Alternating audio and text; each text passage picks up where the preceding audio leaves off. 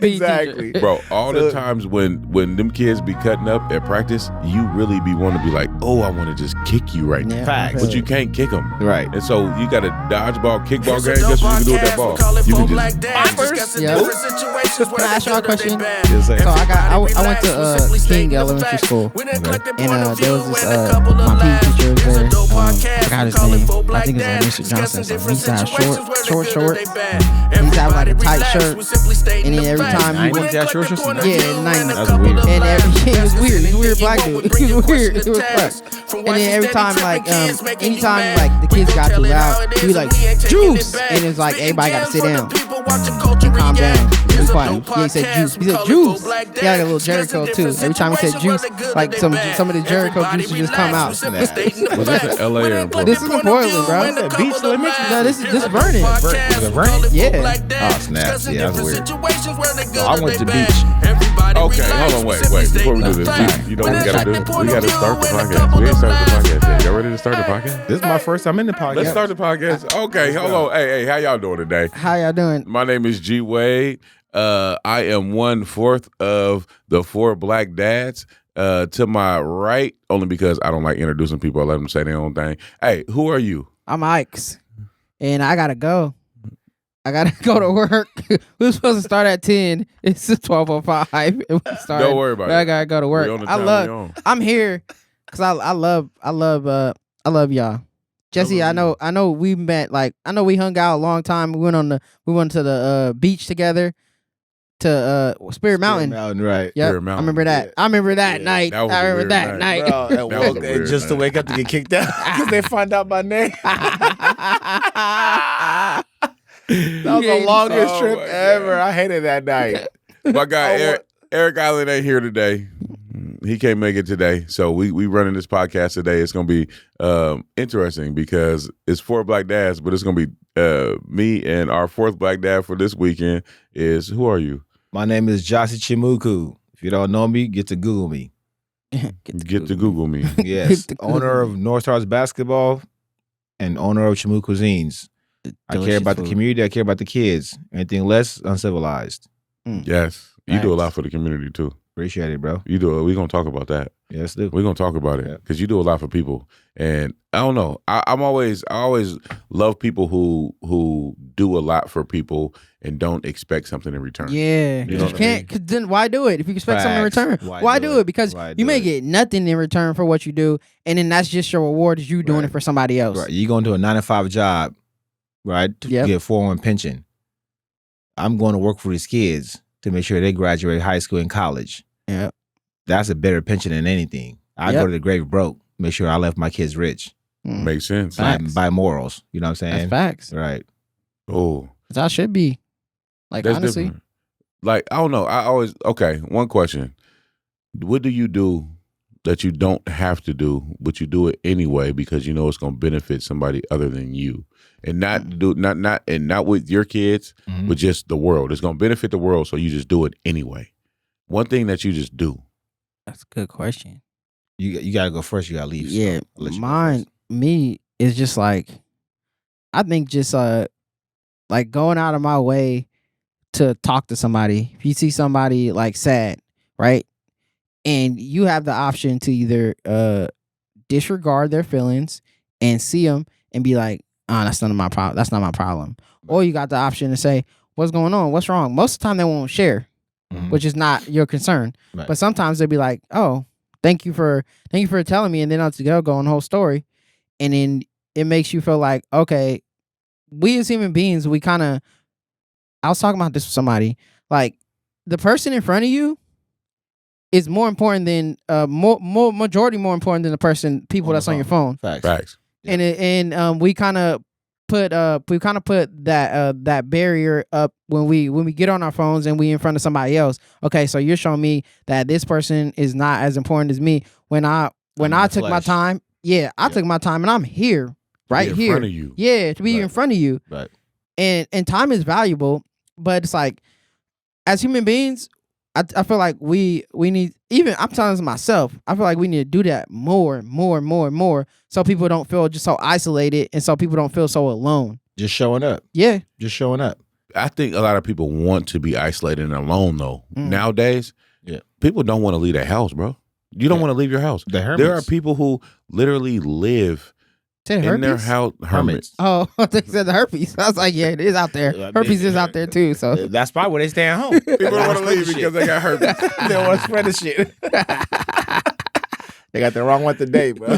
Right now, I guarantee you, it's somebody who probably has not left their house, and this is being very generous with this time. Right. But it's probably somebody who has not left their house in a month. They've been in their house for a month. They might have walked outside to see some sun, but they have not left and been anywhere other than their house. You got people who work from home. You got DoorDash if they want like something that they want to eat. And then you have Instacart where they can get their groceries delivered to them. Or nothing. They don't have to leave, and they will prefer that. Right. So a lot of people who prefer not to leave their home. Right. I've never been one of those people. Right. What was the question? I have to go outside, but the question is, what do you do, right? That you don't have to do, and you don't benefit from, but it helps other people. All right. You take you and your Nintendo Switch and go do little kid shit because you leaving right now. Go cut here. Whatever, bro. I gotta get paid. Yeah. Tell him I gotta go get paid, bro. He's 4'2", and he has side nigga dreads. So we know he's up to no good. He's up to no good. He's about to go lift some weights and pop a steroid. All right, bro. I love you. I'll see you in a minute. Bro. Yes, sir. So my answer to that question is, what do I do that nobody expects me to do? No. What do you do that you don't have to do? Okay. But you do anyway because it benefits other people. You don't get no reward for this. Right. It's just something that you do. No, that's simple for me. Northside basketball. You know what I'm saying? I started Northside basketball 13 years ago. My oldest kid is 10 years old. So for me, that's something that I want to do. You know what I'm saying? I want to give back as much as I can. I want to make sure these kids that don't have 80% of my kids in my program are single parent homes, missing fathers. You know what I'm saying? Like there's kids that are not driven. They don't want to play, like you said, stay in the house, play video games all day. I'm an active dude. I'm an active parent. You know what I'm saying? I've never missed a day, none of my kids' lives. I got 2 sons, 10 and 7. Like I said, I started my program 13 years ago. When I started my program, it was not because you didn't even have kids when you started. I didn't had no kids, bro. So you start coaching. You started your program to help kids, to help other kids. Yeah. And you didn't have no kids of your own yet. Not on my nutsack, no. No, I mean, you had kids, but you didn't. I didn't bust one out. You know what I'm saying? You say stuff weird, bro. I mean, that's the truth. Okay. Right? You know what I'm saying? I adopted. All these kids are adopted. Okay. You right? Yeah. But with no documentation, though. Okay. I'm not getting paid for them being adopted. You know what I'm saying? I could usually be a doctor and be like, all y'all come live with me and get a paycheck. But that takes away from what I want to build, right? Yeah. I want to build confidence in these kids. I want to build determination in these kids. I want to show these kids like there's other ways in life than what you see in your house. You know what I'm saying? And that's why Northside basketball is all geared around school first, home second, then basketball. If you're not doing good at school, you're not doing good at home, don't worry about basketball, homie. Yeah. You know what I'm saying? It's not worth it. You wasting your parents' money. You wasting my time. You wasting your own time. And you wasting your own time. We're not doing that. You know what I'm saying? All my kids graduate high school with 3.5 above. You know what I'm saying? Because in my program, you cannot play basketball. Once you get to middle school, when GPA comes out, 2.5, have a seat, bro. You're not even trying. All you're doing is showing up. You know what I'm saying? If you're trying, you go to 3.0. Because you ain't gonna take it to that next level. You're not gonna take it to the next level unless you actually pay attention when it comes to school. A lot of people don't know that. You have kids that's 10, 11, 12 years old. I want to go to the NBA, and then they grow up and they get in high school, and then they good at basketball, but they don't do no work in the classroom at all. Now, next thing you know, bro, you can't go to college off of that. Nobody's going to NBA from high school no more. You have to be able to go to college. You have to get the grades. Right. Or I don't know, talk to one of your teachers and get your grades. Yeah, and my thing with that is like the reason why I have that structure is not because of NBA or nothing like that. My structure is based off just fundamentals of life. Yeah. You know what I'm saying? Fundamentals of life. I teach my 2 sons the same thing. Bro, if you're doing good at school, that's basically going to work. Yeah. When I drop my kids off, have a good day at work. You're getting trained to be an employee. Yeah. You know what I'm saying? You're being trained to be employed from the time you start going to school, you're trained to be an employee. Yeah. It's up to you to grow up to be an entrepreneur if you want to be, right? So you want to be an employee your whole life? By all means, have at it. But I think You know what I'm also saying? being an entrepreneur though, you are an employee too though, because you're an employee of yourself. Guaranteed. But So- my point to that is this. You know what I'm saying? Like, you can have a 2.5 GPA and be a great employee. Just go to work, get a job. Go to work, get a paycheck, right? Now, if you got 3.5 GPA, now, okay, you went from being employed, now you're executive. Mm-hmm. You know what I'm saying? So now from executive, now you're CEO. Mm-hmm. You feel me? Like the job, you still got to work. What title do you want? The more you apply yourself, the better title you get. Yeah. You know what I'm saying? Like, you don't go just showing up at a classroom. I was a teacher at David Douglas High School.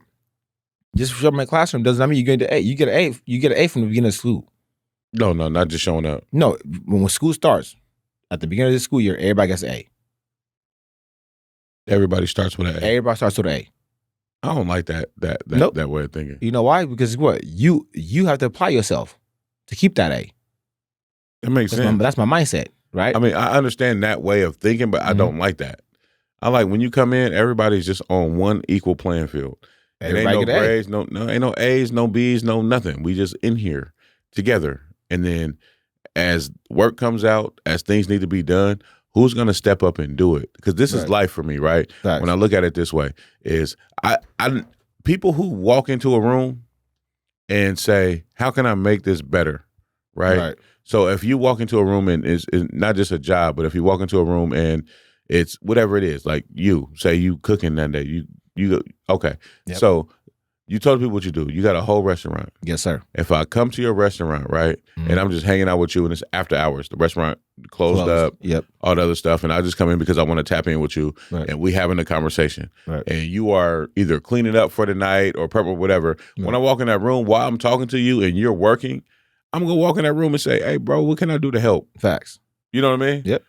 That's why, man, I'll bust some suds and we can continue this conversation while we wrap up so we can get to, the fun afterwards, right? Yep. So when it comes to school, and I think the education, same it mindset. should be the same mindset. It is. You walk into the classroom, how do you make this classroom better?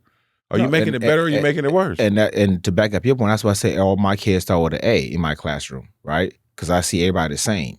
Yeah. It's up to you to fall off when you want to fall off, right? At the end of the day, you start with an A. You don't turn one assignment in, now your grade drops. 2 assignment, your grade drops. 3 assignment, your grade drops, right? Those that want to help are the ones, Coach Jesse, Mr. Chimuku, what can I do to keep my grade up? You know what I'm saying? What can I do to keep my, get a big GPA? What I need to do? You know what I'm saying? Like, they're asking questions to do better. You know what I'm saying? Those who don't care, the ones just showing up, their tennis, those are marked, they're here, they're cool with that. You know what I'm saying? The elites show up and show out. Yeah. You know what I'm saying? Like you're saying, like they're going to ask questions. They're going to ask, okay, what can I do to get better? You know what I'm saying? How can I help? How can I help you make me a better student? Is what you're saying. You know what I'm saying? From what I'm understanding. Yeah. So in my mindset, those kids are the ones that get A pluses. The kids are the ones that get A pluses. They're the ones 4.0 students. Those are the kids that go above and beyond. AKA becomes CEOs, executives. You know what I'm saying? Versus the ones that just going to work 9 to 5. I'm just here, coach. You know what I'm saying? I'm here, teacher. My attendance says I'm here. Write me off. I'm good. You know what I'm saying? I don't know. I had a couple teachers. I always been a class clown, right? Facts. But I always been smart. Yep. So my smart. thing was, that's the thing. So when it came to the schoolwork, it came easy to me. So bored. Yeah, I was bored. Yep. And so I was bored. And then, but at the same time, I had a teacher really just sit down with me and be like, look, man, the reason why you're doing it, the reason why it's going, you might be bored, but it's other people that's not getting this. Yes. Right? Yep. And when you're bored because you got done real fast and whatever happened, and then now you sitting here and you want to cut up, you are distracting everybody else. Yes. And that's part of your grade too. Yep. That makes sense? That's part of your grade. Guaranteed.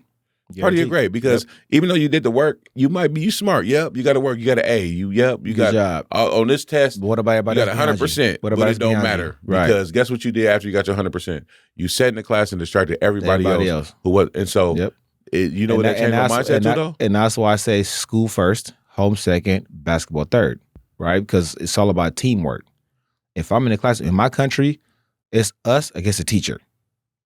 You know what I'm saying? I'm not coming to school to clown on nobody that's dumber than me. I wasn't clowning on people dumber than me. I know. I'm not saying we are. I'm just saying like just mindset wise, right? When we go to school in my country, where I go to school, we got a teacher, we got students, right? So if I'm sitting next to you and you don't understand what he or she talking about with math and I do, instead of making fun of you for not knowing it, hey man, just look 5 here. You know what I'm saying? Like, just teaching you or she's teaching the class, I'm teaching you because I'm already done with my work. Yeah. You know what I'm saying? I'm bored now. So me being class clown, I'm gonna help you out so you can make sure you catch up right quick. So then we can clown together. Then clown together. Yeah. You know what I'm saying? Yeah. But back here, it's not the same. You know what I'm saying? Here, people laugh at people that don't know what they're doing. See, I never, and that was a change for me, right? Right. Because me, I wouldn't poke fun at people who didn't do well or nothing like that. I would just be entertaining, and so now everybody's distracted because I'm telling jokes over here, or right. I'm over here making paper airplanes or whatever, and then every once in a while I'm just tossing them. My thing was making beats, spitballs, or making beats on the table, or what I'm saying. I'm rap. Or my nigga Diamond Jerome. Look, but the teacher broke it down to me and said, "This is part of your grade, right? And what you're doing is distracting people who can't." And so it turned my brain around, and I said, "Okay, when I do get done fast with this work, if it's a test or if it's just something assignment that we're supposed to do, then I start getting up by myself and just walking around the class asking people that if they needed help." Right. That's exactly, and that's when you became elite. That's when right. Exactly. That's when you became elite because at the end of the day, like I was saying earlier. It's about picking up the next person, right? Northside Basketball is all about that. I got 21, 22-year-olds that come back to give back to the kids that I got right now. I got kindergartners all the way up to high schoolers. Sophomore, my oldest kid right now that I'm training is sophomore and high schooler. And the other ones is juniors and sophomores in college. So at the end of the day, it's like, they come back because they seen the pedigree. They seen what worked. You know what I'm saying? Yeah. So for example, like yesterday when you put me on the mic, I wasn't expecting that. I just wanted to just host an event, graduates, everybody have fun, but you put it on mic, guess what? I got to say something. You got to talk to your North Stars. Make sure all your North Stars lined up. Go talk to them, coach. And the best picture I got is the one with the shadow in front of the kids, right? If I can, I'm gonna put that on. Oh, guaranteed. Yeah. I'll send it to you. Yeah. So my thing's like, like when you're talking about fatherhood, right? People think fatherhood is just about your kids. Not at all. You know what I'm saying? Community. If you're only worried about your kids, you're doing the community a disservice. Because at the end of the day, your kid reflection of everybody else's kids around you. So if my son is going around your son and they're acting a fool, regardless of how good of a father I am, I'm still failing the community because I'm letting my kid act a fool with your kid act a fool. Not you personally. Yeah, no. But you know what I'm saying? In general speaking, you know what I mean? So for me, that's why I tell the North Stars, like all my kids that I mentor, pick and choose your friendships. I know for a fact I messed up growing up. When I came to America, my dad forced us to stay home. He didn't trust nobody. He didn't know nothing about America. None of that. Where you from? Angola. People know where you from. Yo, I'm from Angola, West Africa, right? So when I came to America at 10 years old, my dad literally did not allow us, not us, me, myself. My dad sees something in me I didn't see until I got into college. I could not get no phone call. I see it now when we hang out. I see it. What? I see why your dad told you to stay at the house. Facts. Yeah, I know. Because he knows Albert. Oh, you outside. I was ready to fly out. You come outside, outside. I was ready to fly. Bro. I had two. I'd have been outside with you. Ready to fly. Well, no wings, but I'm gone. I'd have been outside with you. I know what it's like. Right. So it makes sense now. So I remember I got vivid stories. My dad, literally, I was sitting next to my dad. I get a phone call. This before all you young cats, there's no cell phones, no pagers. You got landline. You got to call your friend at your parents' house to see if they want to come out and hang out or not. So my dad be sitting next to me like I'm sitting next to my bro right now. And here's my dad. He answered the phone. What? Jesse don't live here. Click. Jesse don't live here. Jesse don't live here. Like, bro, at least say he's not home. Like, I don't live here? Like, damn. Right bro. next to you. No, he wanted to make sure you never talk to them again. Ever again. You know what I'm saying? Ever again, bro. So as a father, back to fatherhood, right? Podcast we're talking about. Now I'm older. I respected that. Because he knew what kind of son he had. You know what I'm saying? If you'd let me out there early in the game, I don't know what would happen to me in life. You know what I'm saying? Yeah. If you let me to the wolves early in the game, not protecting me how he protected me, I don't know what would happen to me in life. I would probably not be here, the same person I am today. Whatever the case may be, but he did his job. Mom rest in peace, and my father did it best by us. My mom and dad had 6 boys and 1 daughter. You know what I'm saying? So at the end of the day, we all successful and all right. We all make mistakes, but at the end of the day, we still here. It's 6 boys? My father had a son by himself. Okay. Yeah, so I got a brother named Ribeiro. Ribeiro. Okay. Yep. So when I named my first son, because it's double homage. So my dad's name, my grandfather's name, when I met, my dad's name is Ribeiro. My grandfather's name is Ribeiro. So have any of y'all named one of your sons after your dad yet? Bro, JJ is supposed to be named after my dad. Bro, you foul for that. Bro, listen. So this is beyond crazy, bro. The whole time he's in his mama's belly, I call him Dad. That's what nickname is Dad right now. Yeah. The whole time nicknamed Dad because his name is Benjamin Chimuku. My dad's name is Benjamin Chimuku. And I didn't watch Bear come out. My oldest one, I didn't watch it come out. Okay. I was like, nah, I ain't trying to see that shit. You know what I'm saying? Like, I was scared of Bro, you wasn't in the room when your kid was? I was in the room, but instead of me being out here, it. No, I'm up here trying to make sure she's good. I don't know what's going on. I don't want her to die. So you holding her hand? I'm holding her hand, you know what I'm saying? Giving her breathing exercise, all that. You know what I'm saying? I'm pumping her up. Push, baby, push. You know what I'm saying? Let the doctor catch that motherfucker. I ain't trying to see that shit. That shit was nasty. I seen the videos. This is my first child, bro. This is my first child. I was nervous. I was scared. Childish? Yeah, I was scared. Okay. I didn't want to see all the, what do you call it? The placenta? Whatever. Placenta. That shit is nasty as motherfucker. That comes out after the baby, though. So you don't even have to see it. Okay, well, guess what? That's all video I seen on TV, the baby come out with all that shit. Okay. So I was like, in my head, I'm like, I ain't trying to see all that shit. You thought, baby, everything was just going to fall out at once? I know. I didn't know. It's my first occasion. That's why you should have seen it. No, I didn't want to see it. That's why I didn't want to see it. Okay. I don't like horror movies. Okay. I like comedy movies. There ain't shit funny about this shit. What the hell? Like, nigga, I'm not watching this. I'm not watching this nigga come out here shoot at me, all the nigga.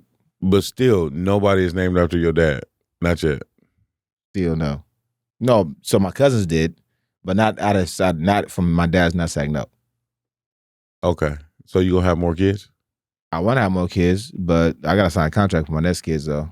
You gotta sign a contract for them? Hell yeah. What does that mean? Bro, I'm not, America's crazy. My next kid gotta be signed, documented. I want you to just bury my kid for 9 months, 10 months, whatever it takes along, and then get past nigga off. And then give your kid to you? Yes, please. You got all visitation rights, all you want. So you want to sign a okay? You know you can do that. It's like you can get a surrogate and like. I want a surrogate. I want to bust my fat ass nut. Bye, bro. This is the reason why when I start talking to you, I get you. What you want to do? I want to deposit my own baby. I don't want to. Okay. Yeah, I don't want no surrogate mama coming home. You're talking about just inject me with your sperm. No, that's not real. I don't want no tube taste babies. You want to have a baby how? Natural. Oh yes. Yeah. Okay. I feel skin on skin. Skin. You want meat to meat? Nah, skin on skin. I don't like skin on meat to meat. Nah, you like meat to meat. I don't like meat to meat. I like skin on skin. Meat to meat. Nah, skin on skin. Oh my God. You working on it right now? What you think? Hell no, I ain't working on it. Why not? Because I ain't got one. You ain't got nobody that is willing to sign documentation?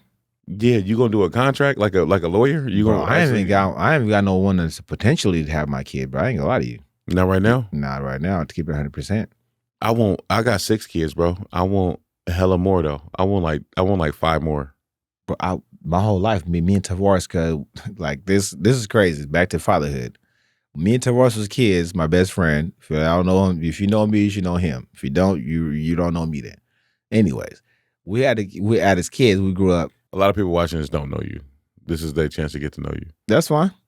So now they get to know Tavares too. Yeah, period. Yeah. That's my right hand man. Where I go, he goes. You might know he's my brother, but the nigga's here. You know what I'm saying?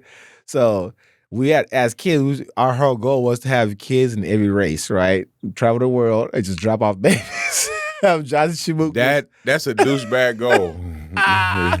That's what us you being gonna kids, have though. All these unfathered kids. No, we're gonna be fathers though. We're gonna be. But if you just going to different places, depositing kids. Every time I come over, I'm visiting my kid. Okay, but every 3 months. No, you talking about who's traveled, right? No, I had a dumb goal too when I first joined. That's the not Army. a dumb, bro. This is a dream, bro. This is a kid's dream, bro. Why you gonna shut a kid's dream down, bro? We're 9 and 10 years old. It's a dumb dream. Bro. You can shut a kid's dream down if it's a dumb dream. Now we're adults. Yeah, it was a hella dumb dream. Cause you know why? why? Because it's called child support. It's called drama. It's called emotional distress. It's called All of it. All of it. I don't want none of that smoke. You can keep all the racist babies. So you wanted to have a kid with every race of person. Facts. You know how many different people? I know exactly. How many? That's the whole point. It's a lot. It's a lot. Yeah. But guess what though? Our sperm goes that deep. Because it ain't just continental. So you're not just saying like, okay, No, universal. I want to have a baby with somebody who was Asian, or somebody with a baby who was white, or somebody who with a baby with somebody who was Hispanic. It's not that way, because if you go to Asia, it's a whole bunch of different types of Asians. If you go to if you look at the Hispanic, it's a whole bunch of different types of Hispanics. But our thing was we want nothing but authentic babies, right? Huh? So if I go to Asia, I want an authentic Asian. If I go to Japan, I want an authentic Japanese chick. I want a Japanese Korean chick. Okay, that's what I'm saying. So now you have to go Korea. actually break it down, because you got Laotians, you got Hmongs, you got. I'm going everywhere. Yeah, just like Africa, you got Angolans, Nigerians, people, Congo, Congolese, all that. That was our Senegalese. That was our dream at 9 years old. You're 9. Okay, so you at 9. That's how I go. And we also our other. You know how many babies y'all was gonna have to have? Just listen to the story, bro. At 9 years old, that's our goal. And on top, we want every form of transportation. We want to have an airplane. We want to have cars. We have boats. We want to have horses. How we can get around? I need every form of transportation, right? If I got to go to Asia, boom, private jet to Asia. Now we're 42. 42 pump fake. Nigga ain't got no money for none of that. It was all a dream. It was y'all was gonna have what? A boat. You was gonna have airplanes, helicopters. Yep. You was gonna have horses, jet skis. You gonna have them things where you just hop on with and just ride hoverboards, yep, all that. You gonna have scooters, electric scooters. We had it back then. We didn't have that. No. Our generation, you was gonna invent it because you was gonna need it. We gonna need it. Yeah, in order to get to all these houses of all these kids. With this crazy chicks in America, in order not to get my flattened tires, I need a hoverboard. You need a hoverboard? Yeah, so we flat my tire, get my trunk, get a hoverboard. I'm still going. Okay, okay. So now. The next question, I had a question, right? And I always like to ask this question when I'm talking to, you know what I'm saying? Right. People, when it comes to relationships, right? Mm-hmm. What do you actually look for in somebody? Because it's always, for me, it's different. I don't think that one person can be everything to one other person. Yes, I agree with that. Yeah. Yep. Yeah. I agree with that. What do you look for when you're in a relationship? From culture perspective, right? In my culture, just seeing my mom and dad together, there's nothing to look for, right? If somebody's for you, they're gonna show up and show out. Mm-hmm. You know what I'm saying? You have to look for that. You know what I'm saying? In the American society, which I grew to understand, is the fact that people are always looking for something better. People look for something greener. There are people want greener light, greener grass, all that shit. That's not how it works. You know what I'm saying? Yeah, the grass across the street might be greener. That's fake. That's turf grass. Yeah. That's turf grass. Yeah. You know what I'm saying? They're not watering that grass. Sometimes you see mow that grass. You know what I'm saying? I'm over here mowing my lawn. You know what I'm saying? Watering my lawn. Make sure my grass is green. While you want to go over there and fuck with that turf, go ahead. And then you looking at that grass and you're like, ooh, that's real green over there. But you don't even know that you got real grass over here. Foundation. And you're trying to make it look like fake grass that's over there. Because the fake grass is perfect. It's perfect. Think it's going to be that way. But I'm over here mowing my own grass. You know what I'm saying? Teaching my kids how to mow grass. You know what I'm saying? Like how to grow this shit. You know what I'm saying? Put the grass seeds down. Put the little wire shit down. You know what I'm saying? Water the shit. And when it grows, stop mowing the shit. Mow it. Let it grow back. And keep it green. Keep watering it. And keep it green. Yeah. Right? Once you mow it and keep it green, once you get it green, keep it green. So same thing with relationships. You know what I'm saying? So if you really with somebody, want to be with somebody, help them mow the goddamn lawn, help them sow the seeds. And keep watering. And keep watering. Once the grass get green, guess what? We both like it, we good. Versus looking across the street, admiring other person green grass, you don't know what they got going on over there. That makes sense. You know what I'm saying? That green grass might be green on the outside, but you walk in the house, nigga, that's a whole mess in the house. Right. You walk in my yard, my yard might be fucked up, but you walk in my house, it's a perfect house. It's a home.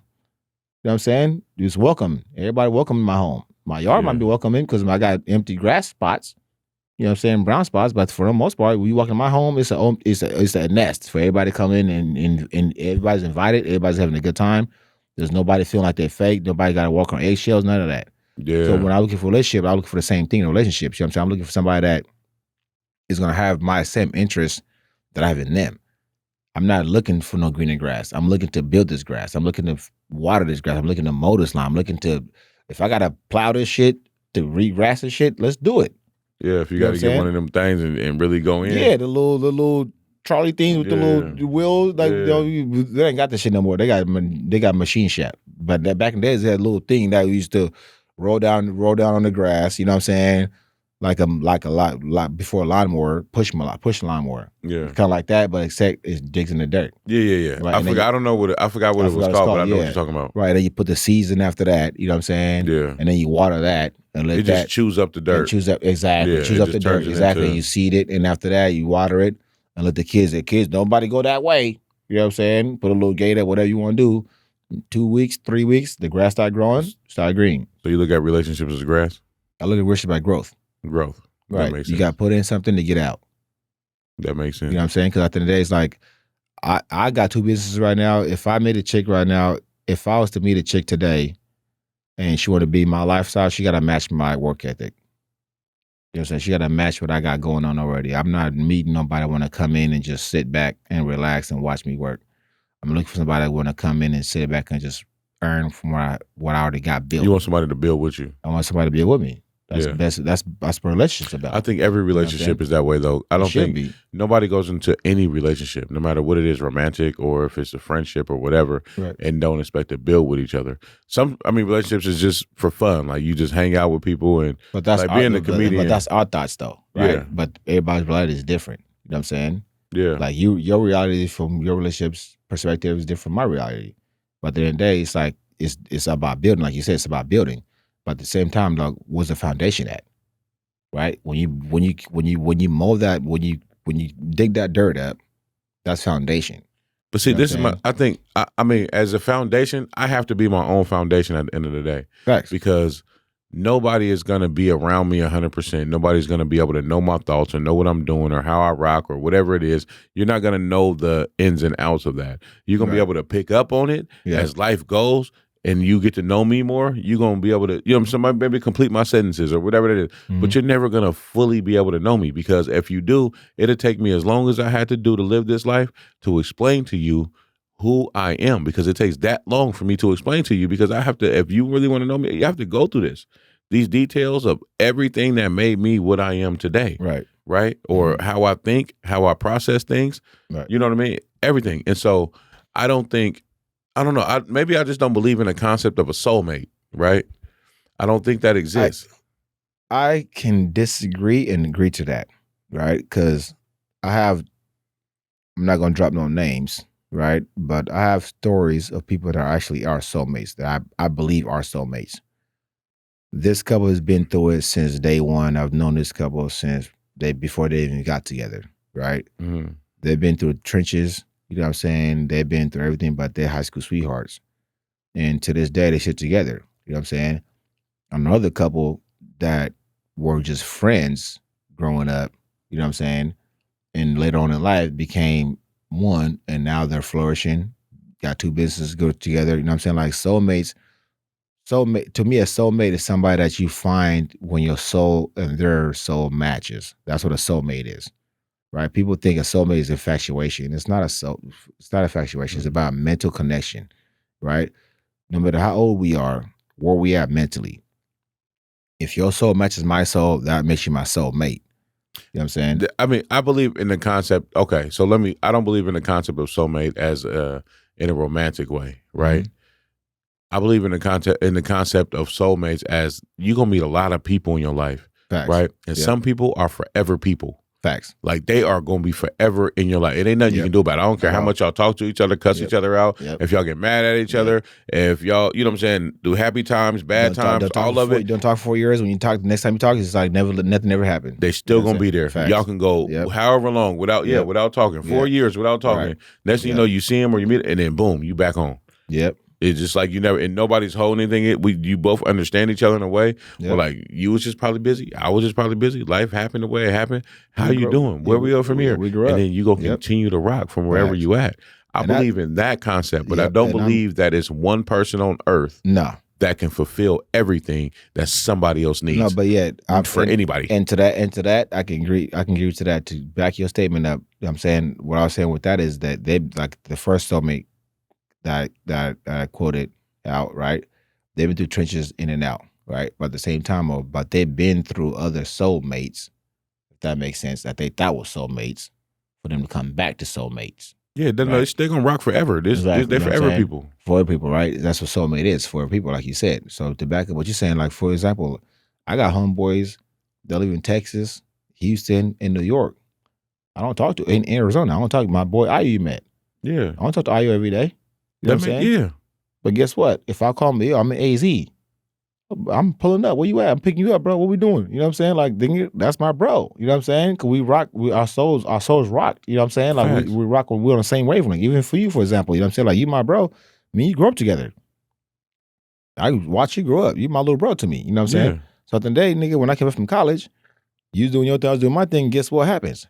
In 4 or 5 years, you doing football. I'm doing basketball. Boom. Boom. My son want to play football. Boom. I trust Uncle G. That's my bro. You know what I'm saying? We was already locked in before this.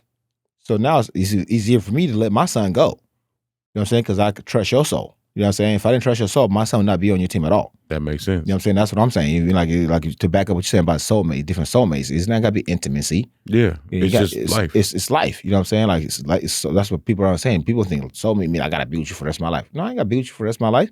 It's the fact that I want to be around you for the rest of my life. You know what I'm saying? If it's intimacy, I want to be around you for the rest of my life. If it's friendship, intimacy, guess what? When I see you, it's all love. If I don't see you, it's no love lost. Yeah. Right? We could plan, but what's up? Let's do a guy trip. Okay, when? Put it on the calendar. Let's go. We're adults now. We got kids. It's not like before we had kids, let's go to the club. You know what I'm saying? All that shit was cute. Right. No, yeah. You know what I mean? The club is still cute depending on how you do it, though. I like to go to parties instead of like just going club hopping. I mean, club hopping is all right, but yeah. I didn't mind the clubs. I was making money at the clubs, right? Because I still parties and shit. So I didn't mind going to clubs and hosting parties because I know I was coming out with a pocket full of money. Facts. Right? So I didn't mind being an entertainer in that realm. But for the most part, when I was in California and shit like that, when I was in college, I didn't go to the clubs. I either go to a whole bar down the street from my spot. Yeah. Or have people come to my house and chill out. You know what I'm saying? Because at the end of the day, I control my environment. Once you go to a club, you can control no environment. Makes sense. It's everybody for all. I don't think anybody controls any environment ever. I'm not even in control of this environment that we in right now. We had a podcast. I know, in the studio. We in this room. But you have control in this environment, though. I got to say in this environment, and I can control what I do when it comes to it. Right. But nobody. I don't know. I think one misconception that people have is that they do have control. Anybody that thinks they have control, they're lost. Yeah, because you don't. You don't. Period. You don't. Like even you got a whole basketball program. And sometimes you have the gym, right? You have a strong say in the gym, and the kids are definitely going to do what you tell them to do if they want to. But you don't have total control. No. You have total control, then everything will work out the way that you want it to work out, right? But you don't. These kids can also do whatever they want to do, and sometimes that happens, right? Yep. You have a kid that's like, you know what? I ain't practicing today. It's probably your kid. Facts. I know JJ will be the one to be like, you know what? I ain't doing this today. And this is one of the reasons why I never became a preacher, right? Because I was like, the preacher's daughter is always a hood right in the hood. Bye, bro. I'm just saying, right? And I'm blessed to have sons, but my little one gave me the run for my money, bro. That's facts. Like he do this shit on purpose. Like he's really like methodical what he does. Oh, he'll laugh at you while you talking to him. He in trouble, right? He gonna sit there with a weird look on his face, like, yeah, you think I'm in trouble, but I'm actually doing what I want to do right now. I want to do what I am. Right. I want to chill. Mm-hmm. I want to run no more.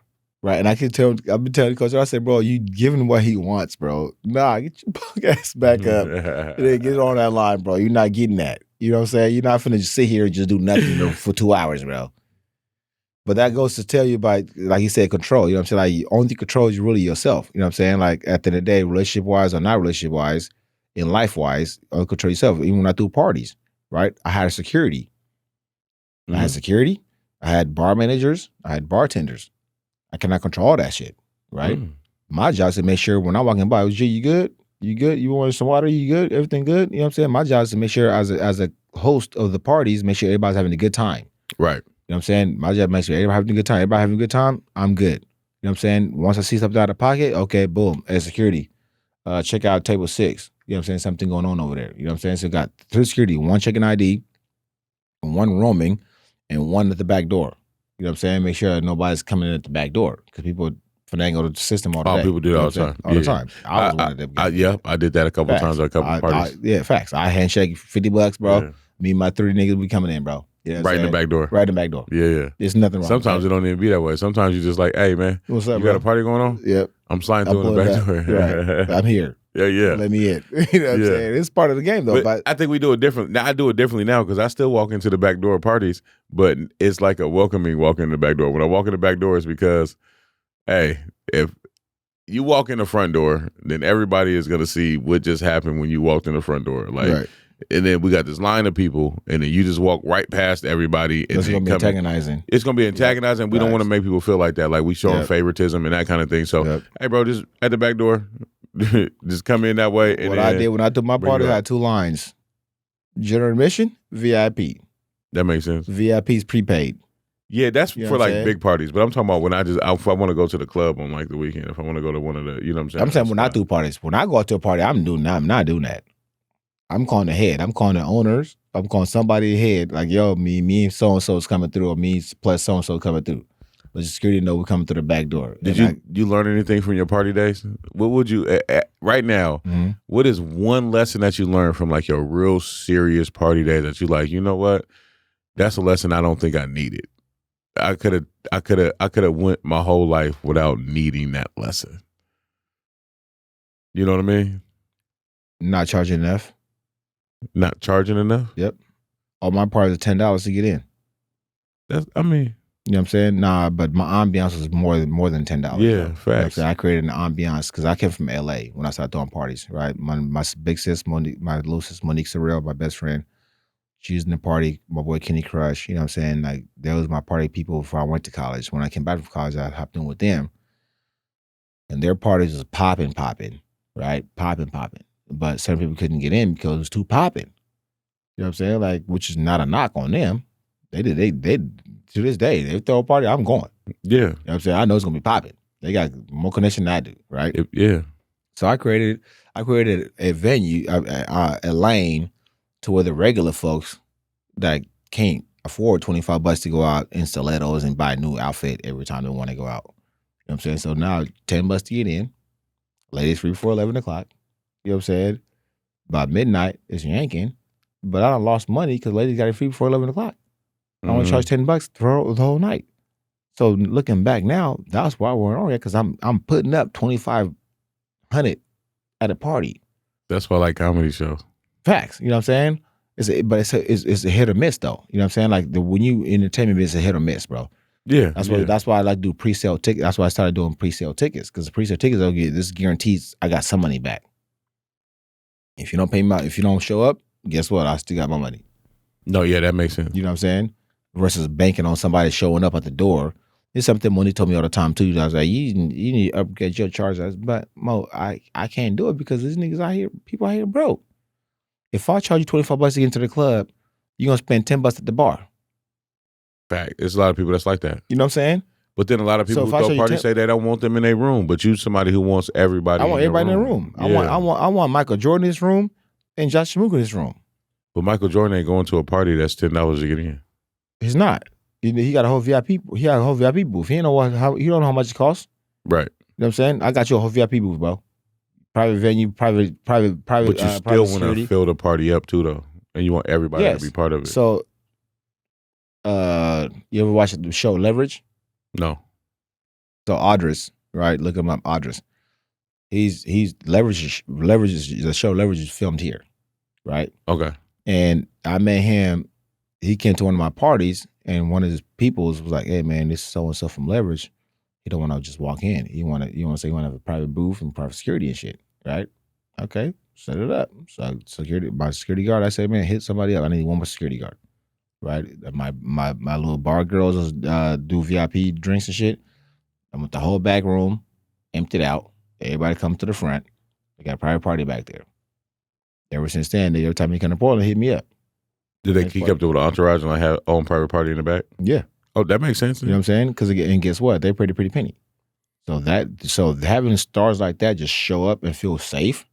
You know what I'm saying? And in the ambiance of everybody else, that's normal people. Yeah, no, You know I get that part. Because the whole thing is like my thing's like my boy Nate Jackson, Ducks Quack Quack, you know what I'm saying? Alumni. Oh, shout out Nate. I like shout out Nate, you know what I'm saying? That's my dude, you know what I'm saying? That's one of my dudes that calls me spiritual. That's my spiritual brother right here, right? So he's like, one of forever people. One of forever people, guaranteed. He always told me, he's like, man, you the only person I know can be at an executive meeting and leave the executive meeting and go to the hood. Facts. You know what I'm saying? Hang out with hood niggas. Yeah. In the same day. Like, that's hard to balance. You know what I'm saying? So when I started throwing parties, I wanted to bring the hood to the executives, right? But not the hood. Like, not the ratchets hoods, but the people that's in the hood that want to do better. You know what I'm saying? I think it's all of it, because I think it is all of it. But I'm saying, but for the most part, I promoted to the ones that want to do better, right? Bring your homies. That's fine, but let them know what the rules or regulations are. Oh yeah. You gonna get patted down. You're not coming in here with nothing. Yeah. I don't care whose party. I've never felt unsafe at one of your parties. Like, I think I've never felt unsafe at one of your parties. Right. Even though, but you know me, I also come from something different too. Cloth, right. So right. I don't feel unsafe a lot of Anywhere places I'm I at. go. Me too. You know what I mean? But at the same time, I know where places to go to that I know I. Oh no, I feel unsafe in predominantly white areas. Facts. Oh yeah, I feel hella unsafe. Because you know what? As soon as I'm a threat. Yeah. When they don't see me as a human. They see me as a threat. It's places in Texas that I definitely felt unsafe. It's places in Portland that I feel unsafe. Now that Lake Oswego. Also, but now Northeast Portland, bro. How you feel about that? How you feel about the gentrification that's going on right now in Northeast in Portland? Period. Because they're changing a lot, bro. What sucks about gentrification, I go back to motherfucking, sorry for cussing. I don't know if you can cuss in this Vanport. No, you good. Okay. So I go back to Vanport. First of all, let me go back. I'm not an American. I came to the States when I was 10 years old. It bothers me that every time we build something as a black culture, they kick us out. You know what I'm saying? By raising the property tax. Forcing us to sell our homes.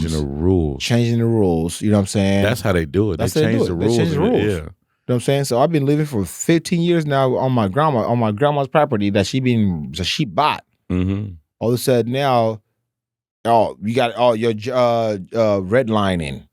All that. Yeah. You know no, they come out and your car now is being ticketed because it ain't, you know what I'm saying, the right way. Or now somebody that came in and made rules that your lawn has to be a certain way, right. Or now we want to turn this into a bike lane. The color of your house has got to match everybody else on the block. Bro, they rule us out of a lot of shit though, for real. That's the biggest trick that I've seen is it's the rules. So now, right. Yeah, you can't do it. Yeah, now, okay, at 10 o'clock, you can't play music or do whatever.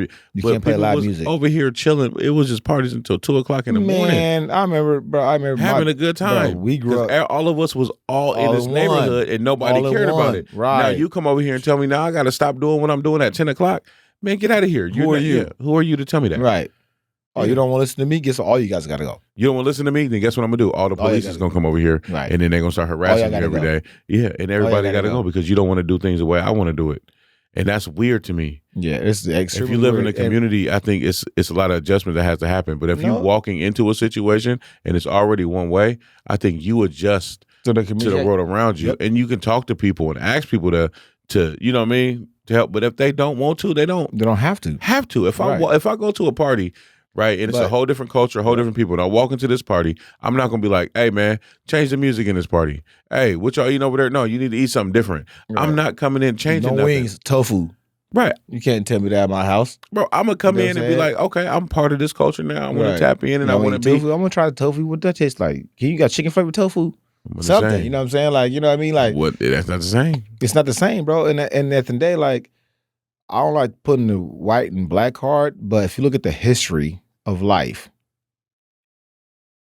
everything they touched is being tainted. What you mean? Everything they touch is being tainted because we built it first. Yeah. They come through and take it over. And it's changed after that. It's not the same. It's not the same culture. You know what they do? We build it off of energy, love, and just us doing what we do, and then they come and they monetize it, and then they make the money off of it, and then they use that money to. And I want to retract my statement too. I want to say all of them, right? Because I know I got some great white friends that definitely got my back 110%. You know what I'm saying? But it's the people in the hierarchy. You know what I'm saying? Like the people vultures, the people that control the society. People that control the media, the people that control the TVs, they're the ones controlling shit. That's what I'm talking to. I'm talking to my homeboys Jake, Bob, and Bill that I hang out with. Just random ass, yeah. I'm not worried about y'all. You know what I'm saying? Y'all cool. Me and y'all cool. But it's the people that's above us that controlling the system. You know what I'm saying? That I don't think they're above us. They just vultures. They don't have the same heart we have, right?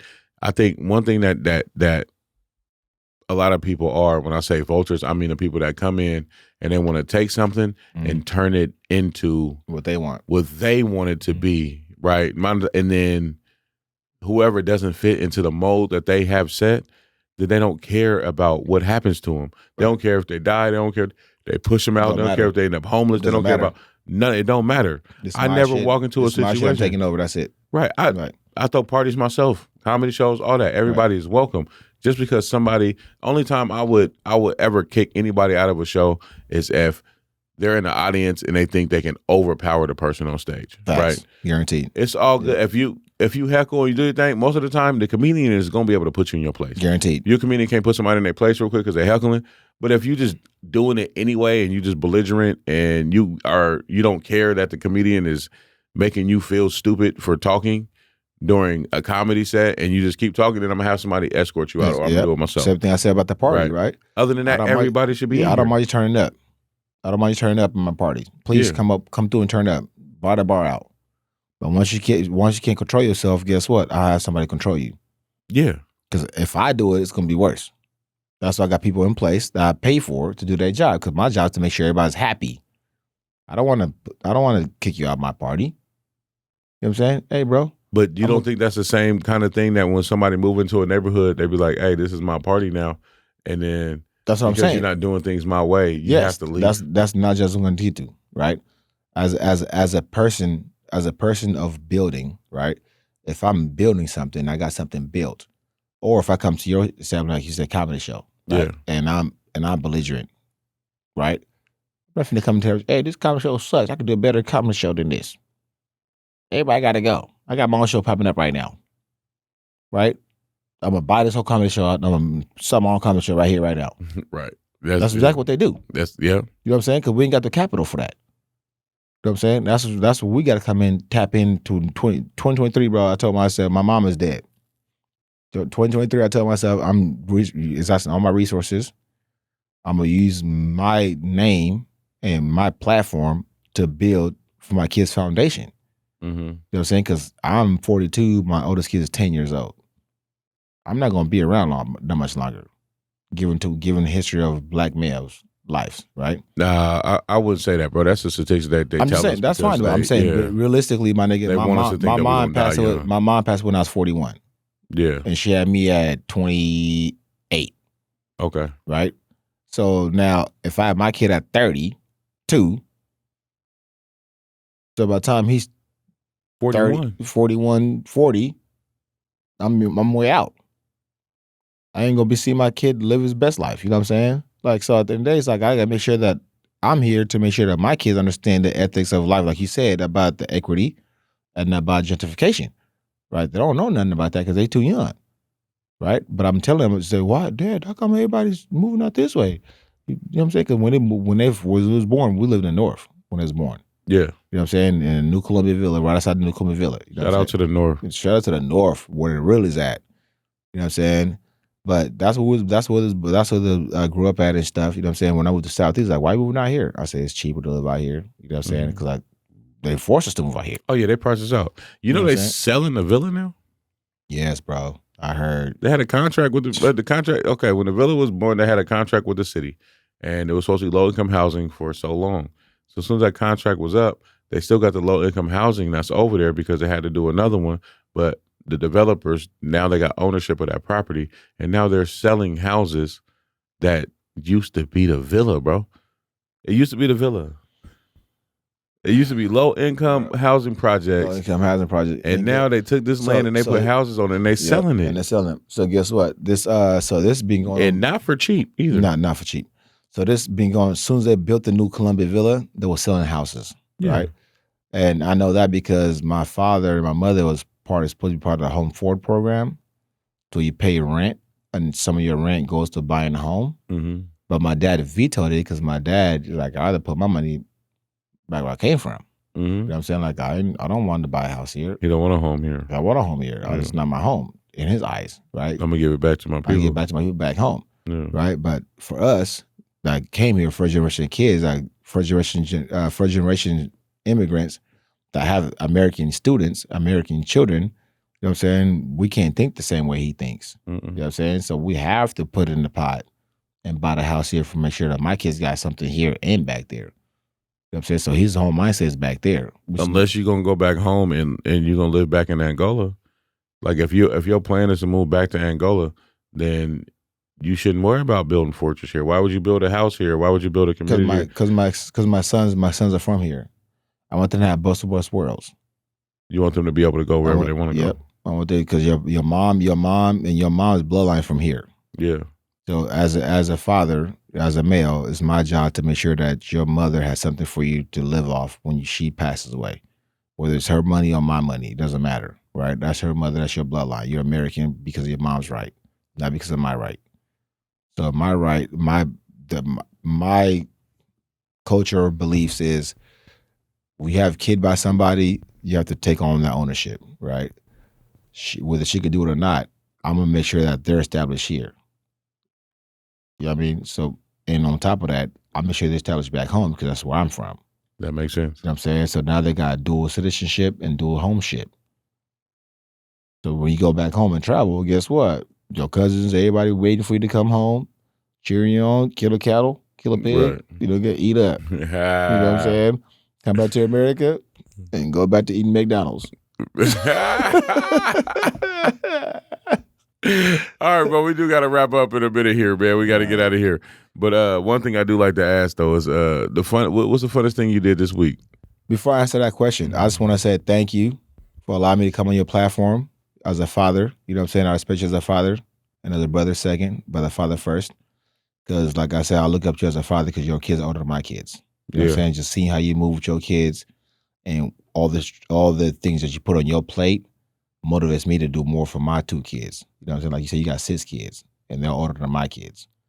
You know what I'm saying? You got 3 different occupations to make money. You know what I'm saying? People don't see the behind the scenes shit. All they see is the podcast shit. So I want to give you your flowers. You know what I'm saying? That you're actually doing good in your own right, in your own lane. You're doing the best you can for you and your family. I appreciate and everybody around you, bro. You know what I'm saying? So I appreciate you. Yep. I never know how to accept compliments because, you know what I mean? Just so good. I just figured this is what we do. But I appreciate you. Yeah, that's what we do. Yeah. You know like, facts. You know what I mean? But it go both ways too, though, because you motivate me that way too. Guaranteed. That's why it's hard to accept compliments from somebody who you see the same way as what they're telling you, right? You know what I mean? That makes sense. Yeah. Right. You motivate me to do more and to be more active and be out, you know what I'm saying? Appreciate it. With my kids. And actually, Yep.